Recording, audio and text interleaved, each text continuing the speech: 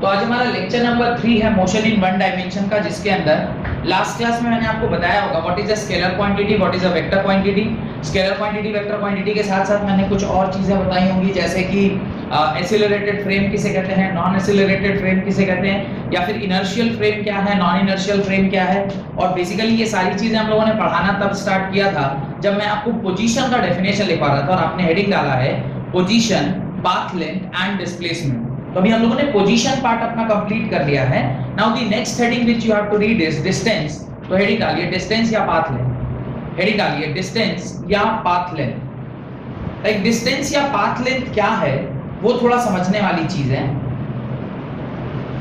किसी भी दो पॉइंट के बीच की जो एक्चुअल दूरी होती है, एक्चुअल जो दूरी होती है दैट इज डिस्टेंस। एक्चुअल दूरी का क्या मतलब है? सपोज करिए मैं A टू B मूव कर रहा हूं, तो मेरे A टू B मूव करने का एक तरीका ये हो सकता है, मैं एक इस तरीके से A टू B मूव कर सकता हूं वाया C, मैं एक इस प्रकार से A टू B मूव कर सकता हूं। अब अगर कोई मेरे से पूछे, ये सपोज करिए DE होते हुए आप गए हैं, तो अगर मेरे से कोई पूछे कि बताइए व्हाट इज डिस्टेंस, तो डिस्टेंस निकालते वक्त हमें ये ध्यान रखना है कि जो एक्चुअल पाथ है, यहां से यहां सपोज करिए 5 किलोमीटर है, ये इसकी बात करूं तो इधर अगर 2 किलोमीटर है तो ये भी 5 हो जाएगा और ये कितना होगा, 2 किलोमीटर होगा। सिमिलरली अगर मैं इसकी बात करूं तो ये होगा 2 किलोमीटर, ये होगा 1 किलोमीटर, ये 2 किलोमीटर, ये जो वर्टिकल लेंथ है ये सपोज करिए 2 किलोमीटर का है और ये भी 2 किलोमीटर का है। तो इस प्रकार से 3 रास्ते आपने ट्रैवल किए। आपने पहले A से B ट्रैवल किया, A से B जो डायरेक्ट ट्रैवल किया है this point two this point, ये डायरेक्टली 5 किलोमीटर। सिमिलरली आपने A से C होते हुए जब B को ट्रैवल किया है तो उस टाइम जो आपने एक्चुअल डिस्टेंस ट्रैवल किया वो 2 kilometre plus 5 plus 2 that is 5 plus 2 plus 2 that is 9 kilometre आपने ट्रैवल किया है। और तीसरा जब आप A D E होते हुए B पहुंचे हैं, यानी A से D होते हुए E होते हुए जब आप B पहुंचे हैं, इस टाइम जो आपने डिस्टेंस ट्रैवल किया है that is 2 plus 2 plus 2 plus 1 plus 2 plus 2, और इसको जब आप जोड़िएगा तो 6 और 5 11। आपने इस प्रकार से कितना किलोमीटर ट्रैवल किया है? 11। एक और 2 होगा, 2 2 4, ये वाला 2 6 7 8 9 10 11 12 13 2। इस प्रकार से टोटल 13 किलोमीटर आपने ट्रैवल किया। आप समझ पा रहे होंगे कि जो डिस्टेंस है वो एक्चुअली क्या है? एक्चुअल पाथ लेंथ, जो बॉडी ने एक जगह से दूसरी जगह जाने में क्या किया है, ट्रैवल किया है, उसी को हम क्या कहते हैं? डिस्टेंस कहते हैं। तो this is actual path length, this is actual path length. एक जगह से दूसरे जगह जाने में जो दूरी ट्रैवल होती है उसको क्या बोलते हैं? Actual path length. तो लिखना स्टार्ट करिए। The length of the path covered by the object, the length of the path covered by the object in a given time interval, the length of the path covered by the object in a given time interval is known as its path length, is known as its path length, और इसी को हम लोग क्या कहते हैं? Distance कहते हैं। This is only known as distance. The length of actual path, लिखिए the length of actual path traveled by a body, the length of, ये second definition बोल रहा हूं, the length of actual path traveled by a body from initial position to final position, the length of actual path traveled by a body from initial position to final position is known as path length, is known as path length, or distance traveled is known as path length or distance traveled। उसके नीचे अपना ये जो मैंने अभी calculation दिखाया है आपको, ये आप उसके नीचे बना लें और पाथ लेंथ या डिस्टेंस का जो यूनिट होता है वो मीटर, सेंटीमीटर, किलोमीटर, तीनों में से कुछ भी हो सकता है। तो आप पहले इसके नीचे ये बनाएं जहां पे आपने ए से बी का रास्ता, ए सी होते हुए बी का रास्ता, ए डी ई होते हुए बी का रास्ता, इस प्रकार से आपने रास्ता ट्रैवल किया है जहां पर ए से बी की जो दूरी है वो 5 किलोमीटर, ए सी बी होते हुए जो आपने ट्रैवल किया तो 9 kilometre, A D E B होके ट्रैवल किया तो 13 किलोमीटर। इस प्रकार से आपने रास्ता ट्रैवल किया है and this is called as actual path travelled by a body when you are moving from A to B via different paths। different paths से जब आप मूव कर रहे हैं तो इस प्रकार से आपका जो लेंथ है वो इस प्रकार से दिखने को मिल रहा है। अब ये जो आपका डिस्टेंस ट्रैवल किया गया है इसका अगर मैं यूनिट देखूं, यानी यूनिट ऑफ डिस्टेंस अगर मैं चेक करूं तो यूनिट ऑफ डिस्टेंस क्या होता है, ये या तो मीटर हो सकता है या फिर सेंटीमीटर हो सकता है या फिर किलोमीटर हो सकता है, किलोमीटर हो सकता है। इस प्रकार से मीटर, सेंटीमीटर एंड किलोमीटर, इस प्रकार से तीनों में से कुछ भी हो सकता है। It's not TRE, it is TR, no metre, TRE और टीआर, एमईटीआर, टीआर। तो इस प्रकार से इसको मीटर, सेंटीमीटर एंड किलोमीटर ये आपके यूनिट्स है, लिख लीजिएगा उसके नीचे। these are the units of distance traveled। लिखें डिस्प्लेसमेंट, लिखें डिस्प्लेसमेंट का डेफिनेशन लिखिए, the change in the position of an object, the change in the position of an object, the change in the position of an object in a particular direction, in a particular direction is known as in a particular direction is known as displacement। The change in position of an object in a particular direction is known as displacement। or the shortest distance, or the shortest distance, सबसे छोटी दूरी किसी दो बिंदुओं के बीच में, the shortest distance between initial and final position, between initial and final position is known as displacement, is known as displacement। अब मुझे बताइए कि अगर इसी एग्जांपल में मैं आपसे ये पूछूं कि डिस्प्लेसमेंट क्या होगा फ्रॉम ए टू बी, तो आप ए से बी जाने में जो शॉर्टेस्ट पाथ यूज कर रहे हैं, शॉर्टेस्ट पाथ यूज कर रहे हैं वो कौन सा है। तो जब आप ए से बी जा रहे हैं तो आप देखिए इन तीनों में से सबसे छोटा पाथ कौन सा है, दिस और दिस और दिस, तीनों में से सबसे छोटा कौन सा है, ये वाला। और एक चीज और याद रखिएगा, जरूरी नहीं कि जो तीन डिस्टेंस दिया गया इसमें जो सबसे छोटा है वही होगा। द स्ट्रेट लाइन क्या कहता है, डिस्प्लेसमेंट क्या है, straight line joining, straight line joining the initial and final position, joining the initial and final position, final position is known as displacement, is known as displacement। Displacement का ये सबसे सटीक definition है, straight line joining the initial and final position is known as displacement. वहां पर एक चीज और आप मेंशन करिए कि जो आपका डिस्प्लेसमेंट होता है वो एक vector quantity, because it is always associated with the direction. अब जैसे यहां मैं लिखूं कि डिस्प्लेसमेंट इसका कितना है, तो मैं लिखूंगा ए से बी डिस्प्लेसमेंट है 5 किलोमीटर्स इन, उस तरफ क्या होता है, ईस्ट होता है।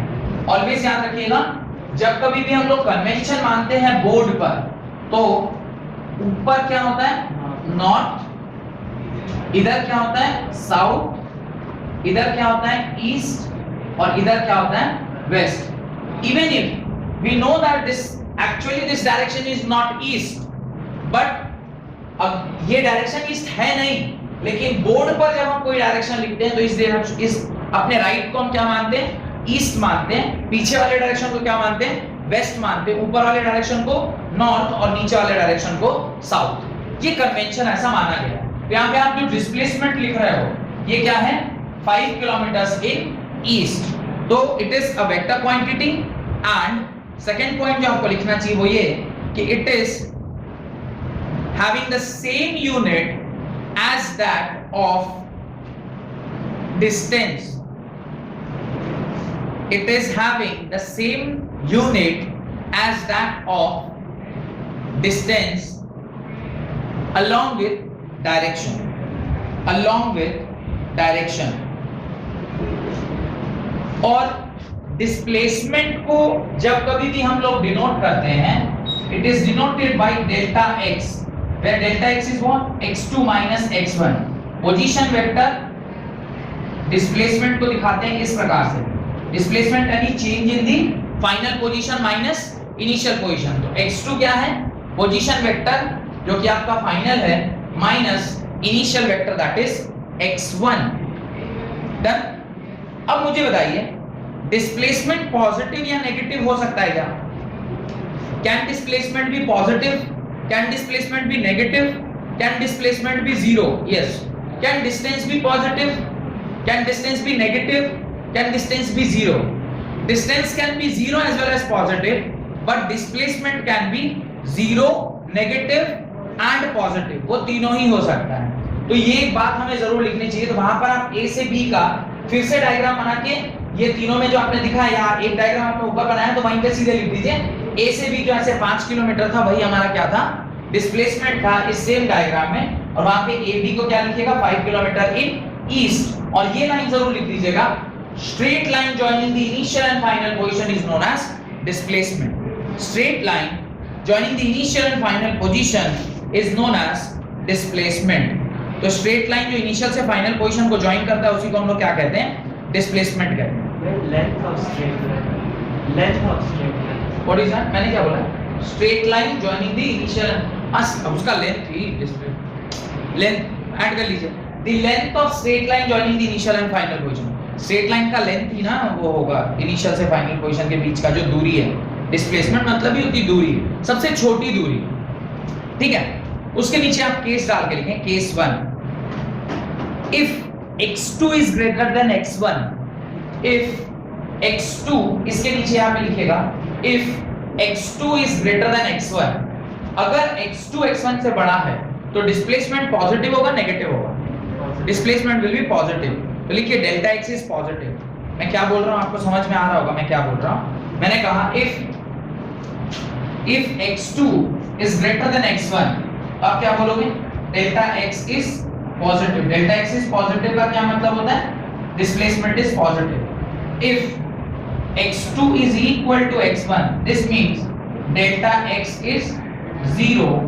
And third case, if x2 is smaller than x1, this means delta x is negative. delta x क्या है, नेगेटिव।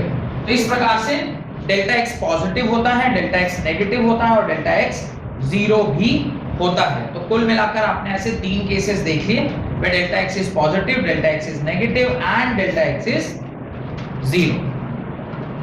अब यहां तक अगर आपको समझ में आ गया है तो 2 बातें नोट डालकर लिखें। पहला, the magnitude of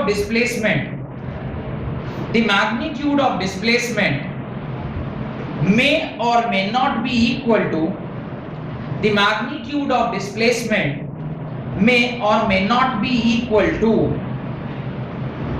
the path length traversed by an object. The magnitude of displacement may or may not be equal to the path length traversed by an object. एक ऑब्जेक्ट के द्वारा जो पाथ लेंथ ट्रैवल किया गया है, जो कि मैंने डिस्टेंस बोला था, actual path length is distance, displacement may और मे नॉट बी इक्वल। कई बार बराबर हो भी सकता है और बराबर नहीं भी हो सकता है। यानी मैं ये कह सकता हूं कि all the displacement is a distance but all the distance is not displacement. ये स्टेटमेंट बोल सकता हूं। सारे डिस्प्लेसमेंट 100% एक डिस्टेंस होंगे, पर सारे डिस्टेंस डिस्प्लेसमेंट हो ऐसा जरूरी नहीं है। बिकॉज आप इसी एग्जांपल को चेक करो, ऊपर वाले में आ रहा था 9 किलोमीटर, नीचे वाले में 13 किलोमीटर, यहाँ पे 5 kilometre. All the distances may not be displacement but this displacement, क्योंकि 5 किलोमीटर है, ये डिस्टेंस हो सकता था, वन ऑफ द डिस्टेंस तो होगा ना, शॉर्टेस्ट पाथ भी तो एक डिस्टेंस ही हुआ, तो वन ऑफ द, ये भी एक लाइन आप वहां ऐड कर सकते हैं। All the displacement is distance in terms of magnitude, all the displacement is distance in terms of magnitude, whereas all the distance is not equal to displacement, whereas all the distance is not equal to displacement. Third point, the magnitude of displacement for the course of motion, the magnitude of displacement for the course of motion may be zero,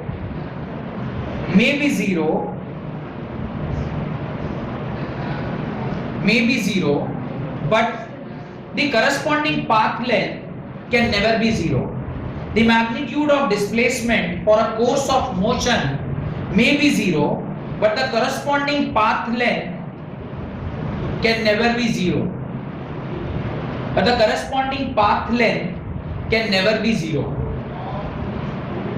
Done?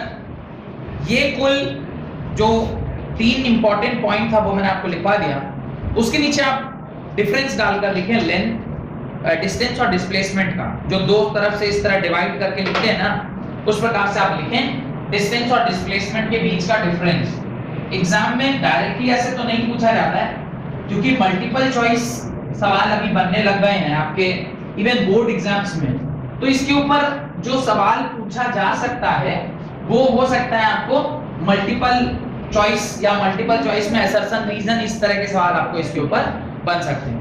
तो conceptual clarity होना जरूरी है कि क्या चीजें positive हो सकती हैं, क्या चीजें नेगेटिव हो सकती हैं and so on, right. Distance की तरफ लिखें, the length of actual path travelled by a body, the length of actual path traveled by a body is distance. The length of actual path traveled by a body is distance. The length of actual path traveled by a body is distance. Displacement की तरफ लिखें, the length of shortest path traveled by a body is displacement.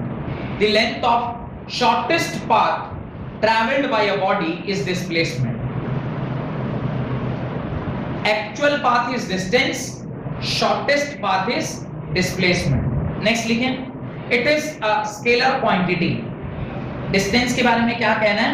Distance is a scalar quantity. Distance एक scalar quantity होती है, whereas displacement is a vector quantity. Displacement क्या होता है? एक vector quantity होता है. Third, distance can either be zero or positive. Distance can either be zero or positive, whereas the displacement of an object can be positive, negative as well as zero. The displacement of an object can be positive, negative as well as zero. Next लिखिए, it is not necessary that it depends upon initial and final position. It is not necessary that it depends upon initial and final position. भाई initial और final position पे वो depend करे ऐसा जरूरी नहीं है, लेकिन डिस्प्लेसमेंट के बारे में क्या कहना है आपका? ये तो हमेशा इनिशियल और फाइनल पाथ के ऊपर डिपेंड करेगा ही करेगा. It depends upon the initial and final position. Done. इस प्रकार से कुछ डिफरेंसेस आपने लिखे हैं एक पॉइंट से दूसरे पॉइंट के बीच में. मैं चाहता हूं कि एक आध सवाल आप इसके ऊपर करें in order to better understand this definition of distance and displacement. Question लिखिए. An athlete starts from position A. An athlete starts from position A and has moved 3/4 of the circle. 3/4 of the circle. Position A से उसने start किया है और 3/4 of the circle को उसने क्या कर लिया है, ट्रैवल कर लिया है. 3/4 of the circle. Find the distance and displacement traveled. Find the distance and displacement of the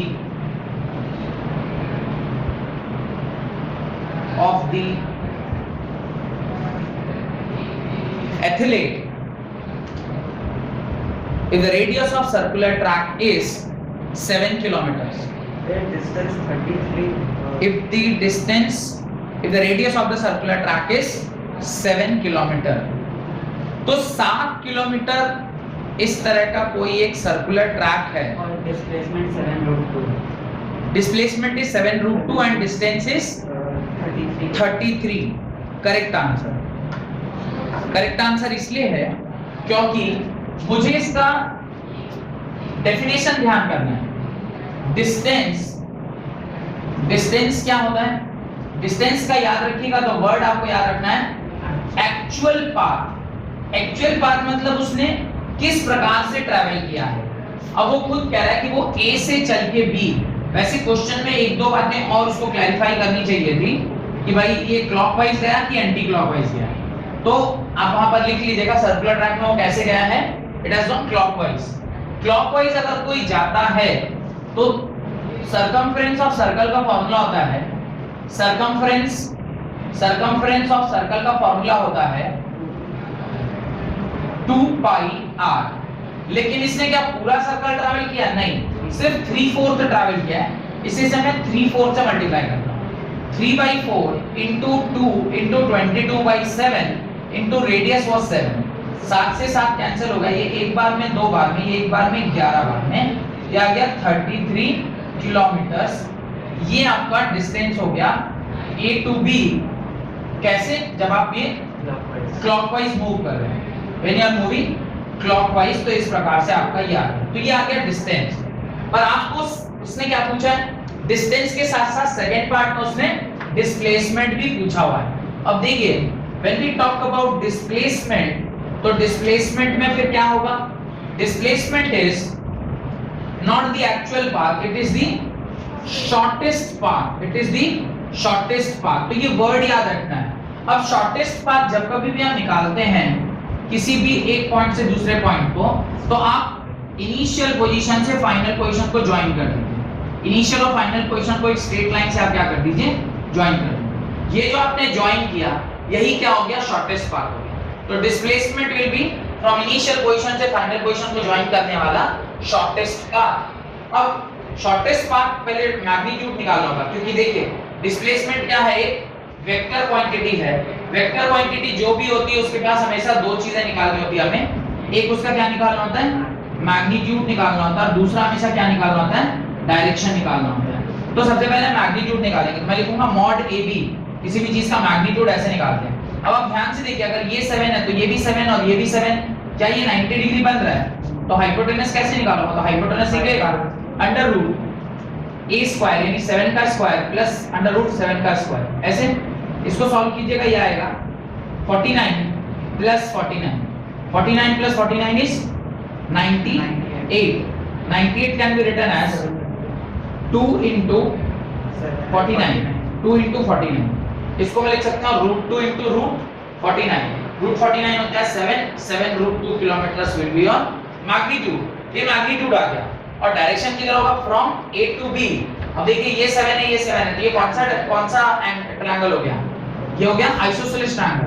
isosceles triangle है तो अगर ये 45 डिग्री है तो ये क्या हो गया? साउथ. और ये हो गया वेस्ट. 45 degree south waste. तो आप क्या लिखोगे? Direction 7 √2 kilometres in at 45 degree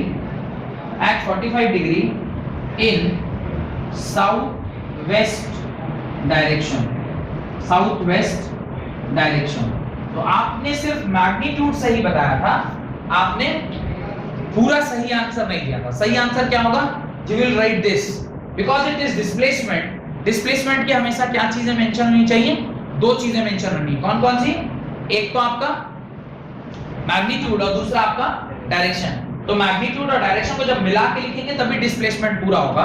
तो आपका आंसर होना चाहिए था 7√2 kilometres at 45 degree in the south west direction. ये आपका क्या हो गया? पूरा आंसर हो गया। साउथ वेस्ट डायरेक्शन कैसे निकालेगा फिर? साउथ वेस्ट डायरेक्शन कैसे निकालें? साउथ वेस्ट ऐसे निकाले क्योंकि ये डायरेक्शन साउथ है, ये डायरेक्शन वेस्ट है और ये एकदम 45 डिग्री पर यहाँ बीचों बीच आ रहा है, तो ये साउथ वेस्ट ही होगा। साउथ और वेस्ट के बीच का जो डायरेक्शन होता है उसी को ना साउथ वेस्ट बोलते हैं। ये साउथ वेस्ट डायरेक्शन आ गया। और कितने डिग्री पर? आप खुद ही बता रहे हो कितने डिग्री पर? 45 डिग्री पर। अगर मान लिया वो 60 डिग्री होता तो आप लिखते 60 डिग्री। अगर आपको होता नहीं 30 डिग्री तो आप लिखते 30 डिग्री साउथ वेस्ट। पर ultimately it is a direction called as south west. वो 30 हो सकता है, 50 हो सकता है, 60 हो सकता है, 45 हो सकता है, कुछ भी हो सकता है, तो वो आप लिख सकते हैं। एक और सवाल लिखें, a fly travels to a diagonally opposite point inside a cube having edge length. A fly travels to a diagonally opposite point inside a cube having edge length 5 centimeter. Find the distance and displacement. Find the distance and displacement by the insect.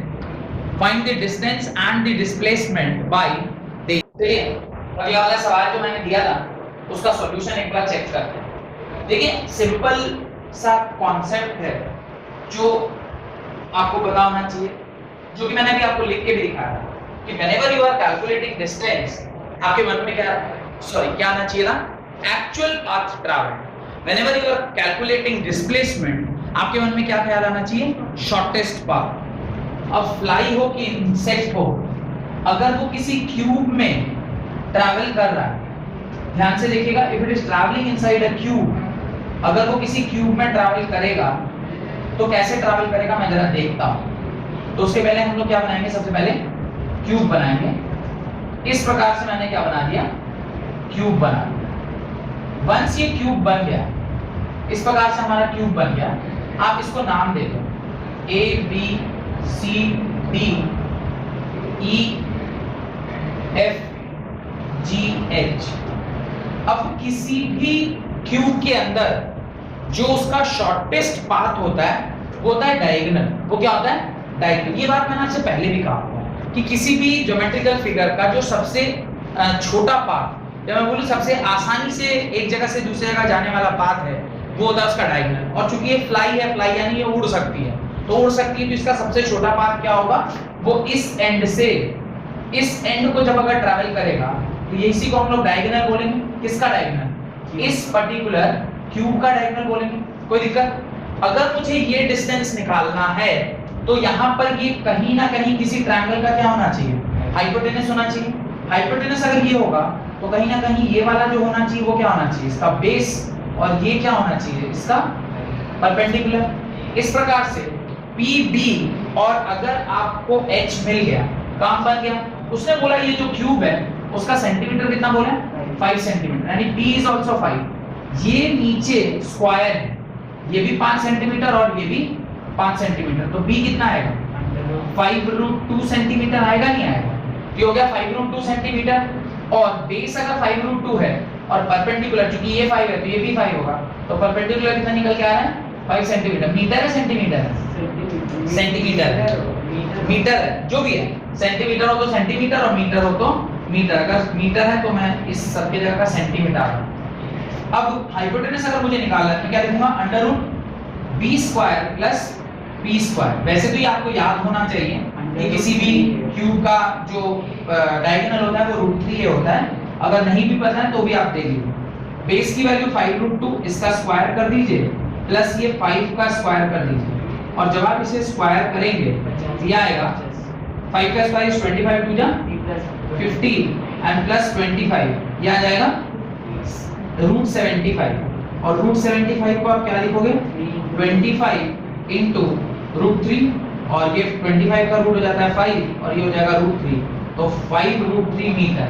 ये आपका क्या क्या answer होता है। अब मुझे ये भी देखना है कि इनिशियल टू फाइनल पोजीशन, अगर मैं इसे इनिशियल मान रहा हूँ तो ये फाइनल होगा, तो आप उस ऊपर से नीचे ले सकते हो या ऊपर से नीचे, किसी भी तरह लेंगे तो एंगल तो आपको निकालना ही होगा। तो एंगल निकालने के लिए this is what, this distance was 5√3, sorry this is 5√2 and this is 5, और ये क्या है परपेंडिकुलर बेस tan थीटा, क्योंकि मुझे क्या निकालना है, मुझे ये एंगल थीटा निकालना है। tan theta is equal to perpendicular by base, perpendicular by base, perpendicular कितना आ रहा है 5 बाय बेस कितना आ रहा है 5√2, ये कट गया 1/√2, tan 45 1/√2, कोई एंगल का वैल्यू है क्या 1/√2 नहीं होता है ना, तो थीटा इज इक्वल टू क्या होगा tan इनवर्स 1/√2, और आपका आंसर क्या होगा 5√3 मीटर। अब मैं ये मान रहा हूँ कि ये नीचे से ऊपर जा रहा है, तो ये अगर नीचे से ऊपर जा रहा है तो ये क्या होता है नॉर्थ, ये क्या होता है ईस्ट, इसके बीच का कुछ तो north east, at an angle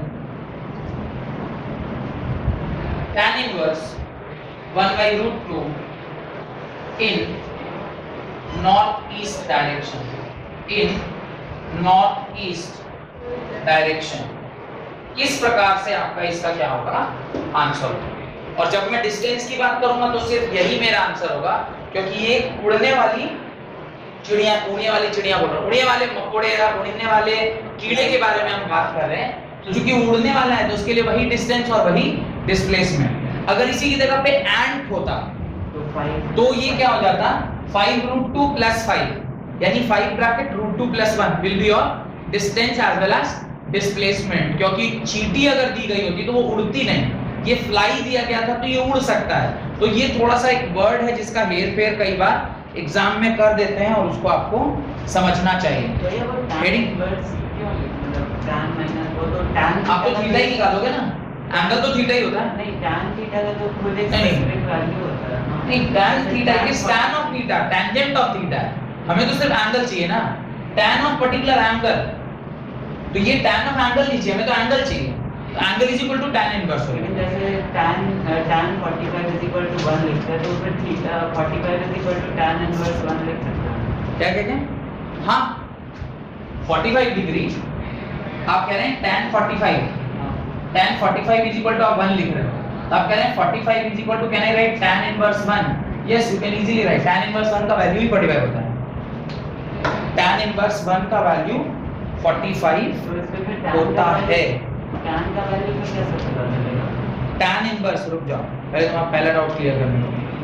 tan inverse 1 देख, tan इनवर्स जब तुम 1 डाले तो नीचे क्या आया 45 आया, दिखाई दे रहा है। tan इनवर्स अभी तो इनवर्स ट्रिग्नोमेट्री नहीं पढ़ा, कौन पढ़ाता है ये सब 11th में होता है 12th में होता है? नहीं पता। वैसे तो 11th का ट्रिग्नोमेट्री खत्म हो गया है।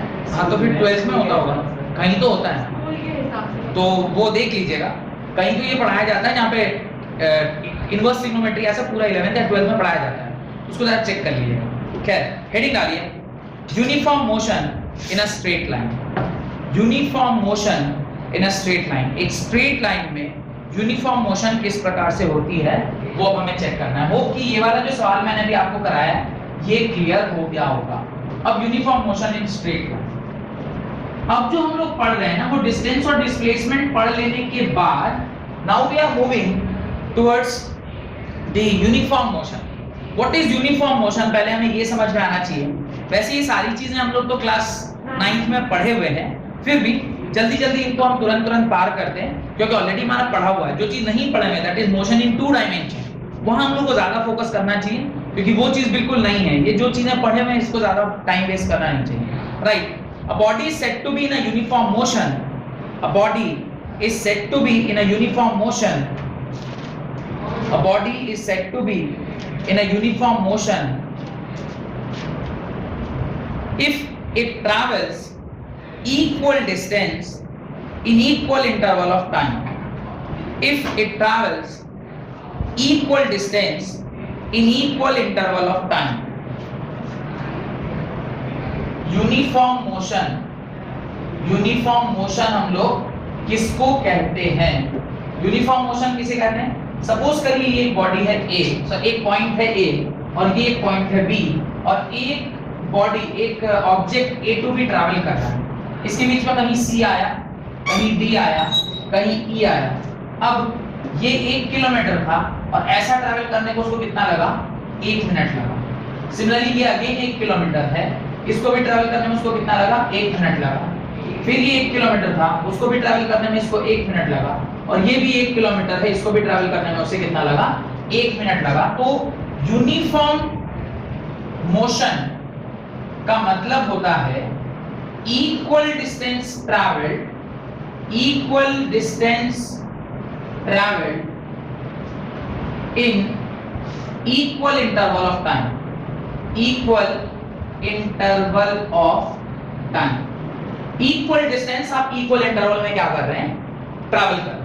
ये 1 किलोमीटर 1 मिनट में, फिर अगला 1 किलोमीटर 1 मिनट में, फिर अगला 1 किलोमीटर 1 मिनट में, फिर अगला 1 किलोमीटर 1 मिनट में। ऐसा जब कभी भी आप कर रहे हैं तो उसको हम क्या बोलते हैं? Equal distance travelled in equal interval of time. और अगर मैं इसी को डिस्टेंस टाइम ग्राफ में प्लॉट करूं, this is 1 kilometre, this is 2 kilometre, this is 3, this is 4।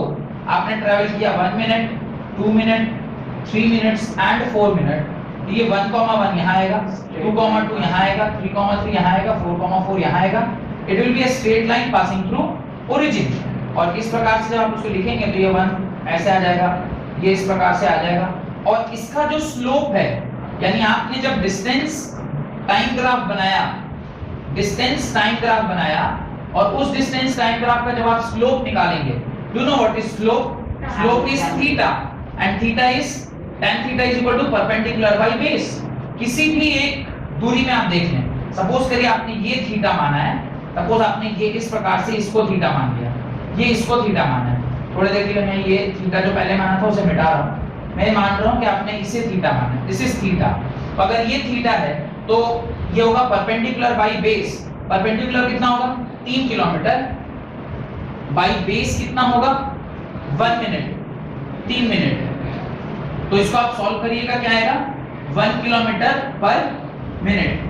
ये जो आपने स्लोप निकाला है, ये किसके बराबर है? स्पीड के बराबर है। This is only speed. Speed क्या आ गया? 1 किलोमीटर पर मिनट। और ये क्या आ रहा है? कांस्टेंट आ रहा है, यानी every minute you are travelling 1 kilometre, every minute you are travelling 1 kilometre. इसका मतलब आपने जिस स्पीड से ट्रैवल किया वो क्या रह रहा है? कांस्टेंट रह रहा है। और ऐसे ही कांस्टेंट स्पीड वाले मोशन को हम क्या बोलते हैं? यूनिफॉर्म मोशन बोलते हैं। तो उसके नीचे आप ये जो कुछ भी मैंने बोर्ड पर लिखा है उसे आप लिखिए, और उसके नीचे एक पॉइंट नोट डालकर लिखिएगा। अच्छा, ये जो ग्राफ हमने बनाया है ये भी जरा ध्यान से देखिएगा, ये आप बनाते चलिए और साथ साथ देखते भी चलिए।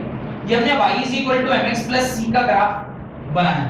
y = mx + c, इंटरसेप्ट 0 है, इंटरसेप्ट 0 मतलब दिस, ये होगा y = mx का ग्राफ। y एक्सिस पे आपने लिया क्या है? y एक्सिस पे आपने लिया है डिस्टेंस, x एक्सिस पे आपने क्या लिया? x एक्सिस पे आपने लिया है टाइम, और उसके आगे जो m है दैट इज स्पीड। और यही फार्मूला देखिए बनकर आ गया, distance = speed into time, distance = speed into time. यानी डिस्टेंस टाइम ग्राफ का जब आप स्लोप निकालते हैं तो वो आपको क्या देता है? स्पीड देता है। तो नोट डालकर इस बात को लिखें, slope of a distance time graph gives us speed. Slope of distance time graph gives us speed.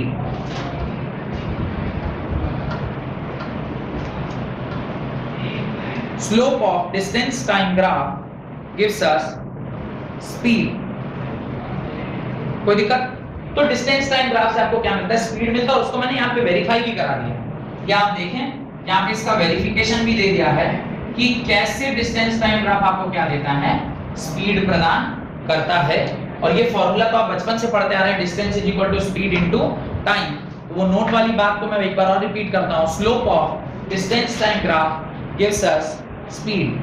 दूसरा लिखिए नोट का second point, for a uniform motion along a straight line, for a uniform motion along a straight line, for a uniform motion along a straight line, the magnitude of displacement is equal to the actual distance covered by the body. for a uniform motion along the straight line in a given direction, the magnitude of displacement is equal to the actual distance covered by the object. The actual distance covered by the object. ठीक है, ये दो बातें बहुत आपको अच्छे से ध्यान रखनी है। हेडिंग डालें, nature of position time graph. Nature of position time graph. Next जो हेडिंग डाल रहे हैं वो ये लिख रहे हैं, पोजीशन टाइम ग्राफ। अब ये आपने डिस्टेंस टाइम ग्राफ या पोजीशन टाइम ग्राफ बनाया फॉर यूनिफॉर्म मोशन, और मैं चाहता हूं कि जितने प्रकार के ग्राफ बन सकते हैं उन सारे का ज्ञान आपको क्या होना चाहिए, उन सारे ग्राफ का नॉलेज आपको होना चाहिए कि किस किस टाइम पर किस प्रकार का ग्राफ बनता है। तो उसके अंदर सबसे पहला सब हेडिंग डालें, when object is stationary. When the object is stationary, graph number 1 में आपको बता रहा हूं, when the object is stationary. अब आपका ऑब्जेक्ट क्या है? स्टेशनरी है। स्टेशनरी का क्या मतलब होता है? At rest. जब आपका बॉडी रेस्ट पर है तो किस प्रकार का ग्राफ आपको देखने को मिलेगा? ये जो ग्राफ है, अगर मैं इसे पोजीशन टाइम ग्राफ या डिस्टेंस टाइम ग्राफ लिखूं तो पोजीशन टाइम ग्राफ या डिस्टेंस टाइम ग्राफ, तो कोई फर्क नहीं पड़ता है कि टाइम चाहे कितना भी बढ़ जाए, the position of the body is not changing. The position of the body is not changing. Suppose करिए time t is equal to 0 पे, ये आपका टाइम 0 है, ए पे हमने y x एक्सिस पे हमने टाइम लिया हुआ है और y एक्सिस पे पोजीशन लिया है। सपोज करिए time t is equal to 0 पे बॉडी हमारा यहां प्रेजेंट था।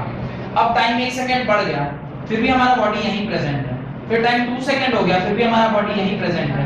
टाइम 3 सेकंड हो गया, फिर भी हमारा बॉडी यहीं है। 4 सेकंड हो गया, फिर भी बॉडी यहीं है। 5 सेकंड हो गया, फिर भी बॉडी यहीं है। तो इस प्रकार का जब अगर ग्राफ बनता है, इसका मतलब क्या है? इसका मतलब है even if the time is increasing, the position of the object with respect to time is not changing, or if the position of an object is not changing with respect to time, उसे ही हम क्या बोलते हैं? the body is at rest।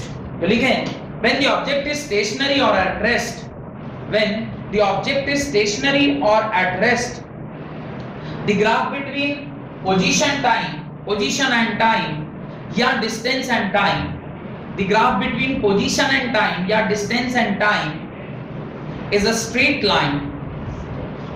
The graph between position and time या distance and time is a straight line parallel to x axis or time axis.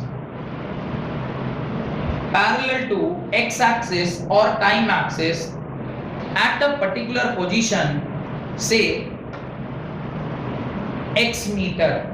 At a particular position, say x meter. अब यहाँ पे मैंने उस x को क्या मान लिया? 2 मान लिया है।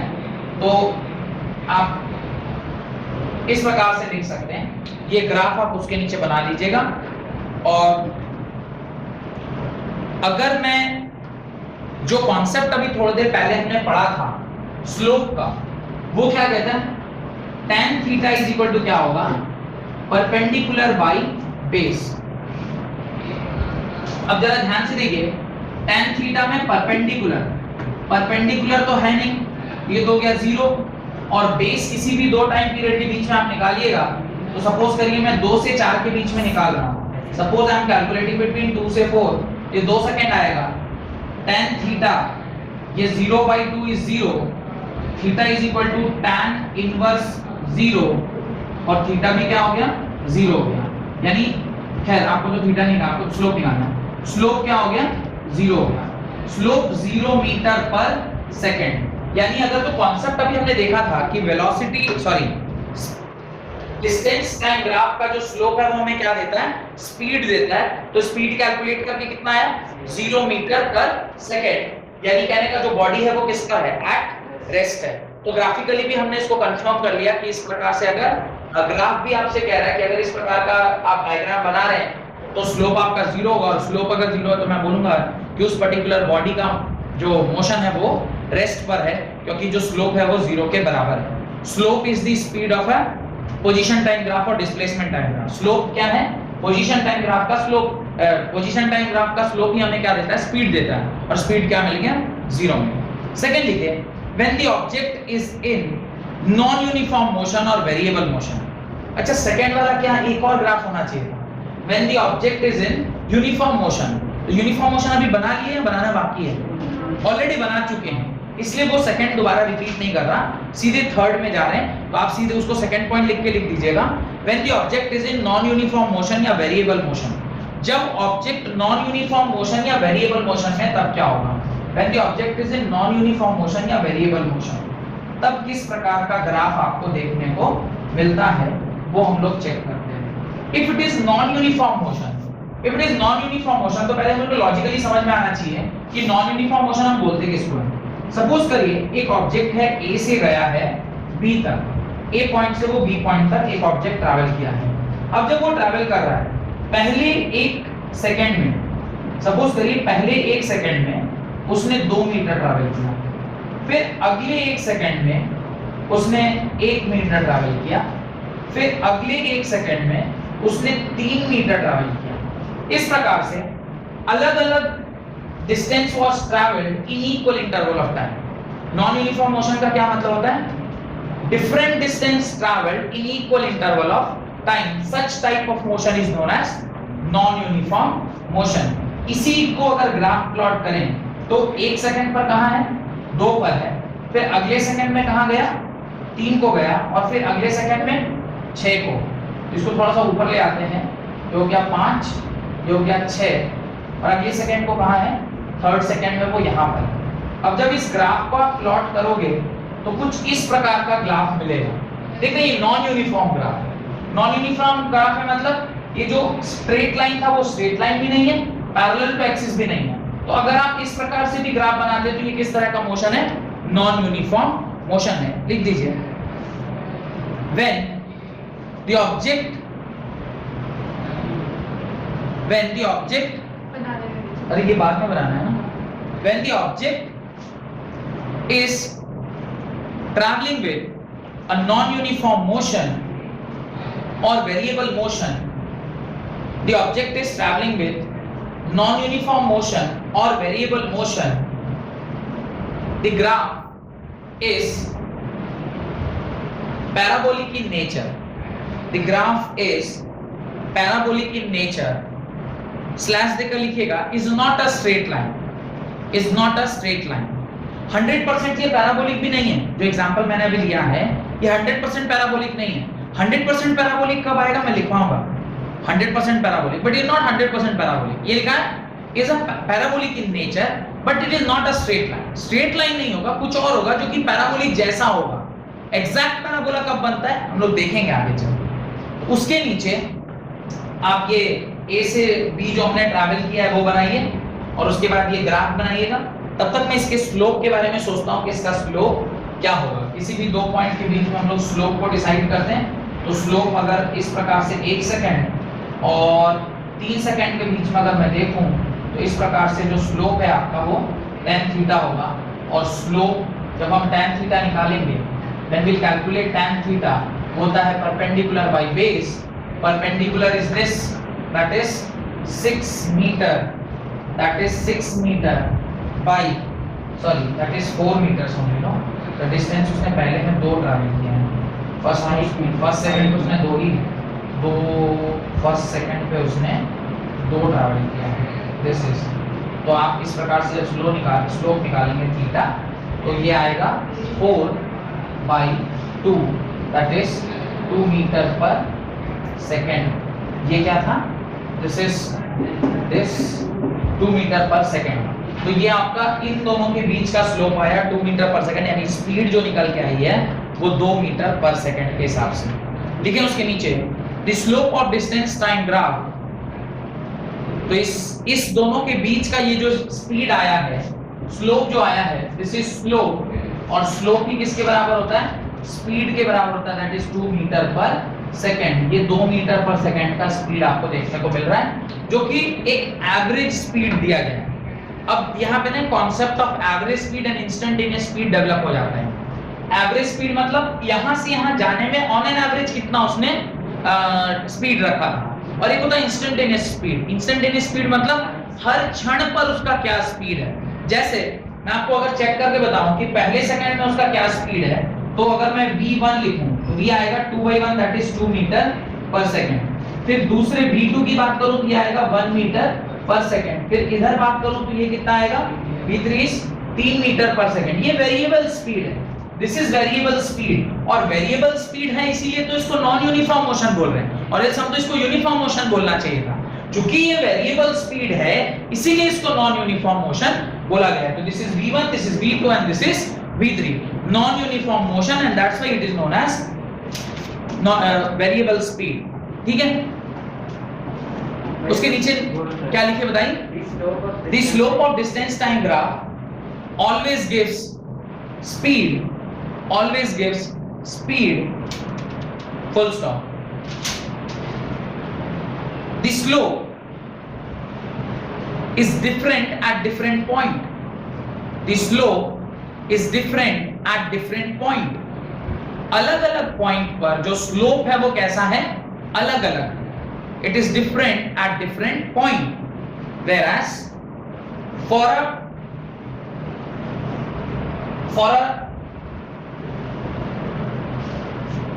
क्या बोलेंगे, डेल्टा टी माने dx by dt।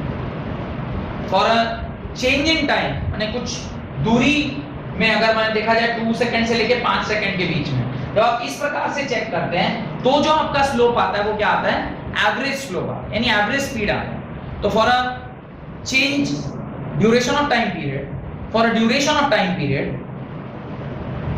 The slope gives average speed, the slope gives average speed, whereas on a particular time period, whereas on a particular time period, on a particular time period the slope is instantaneous speed.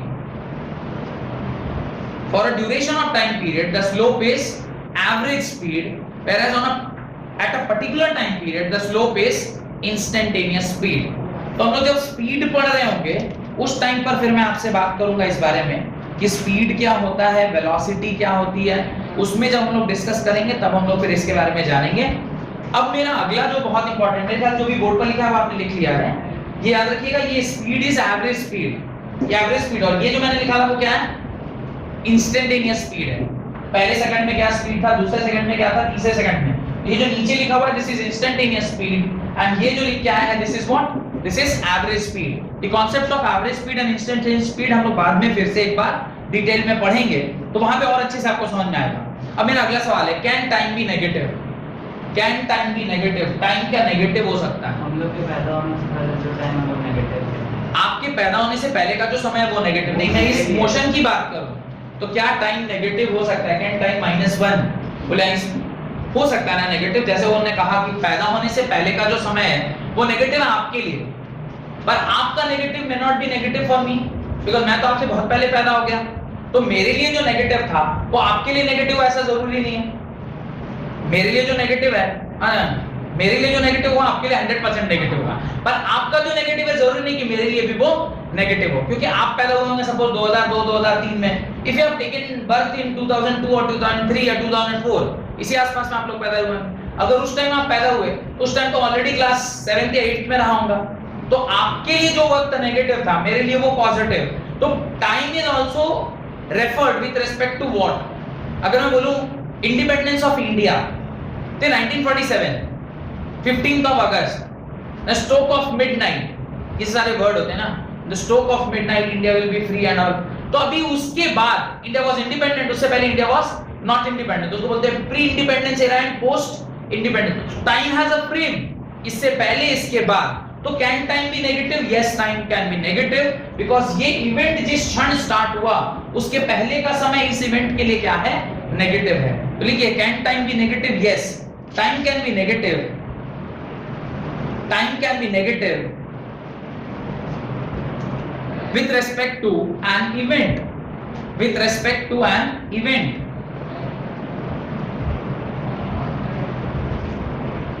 with respect to an event, full stop.